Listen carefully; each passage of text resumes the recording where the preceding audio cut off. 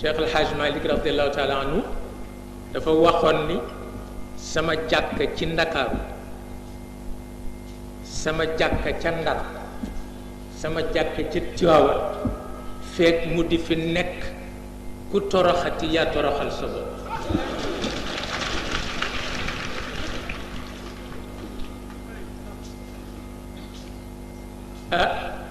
Imaamu Malik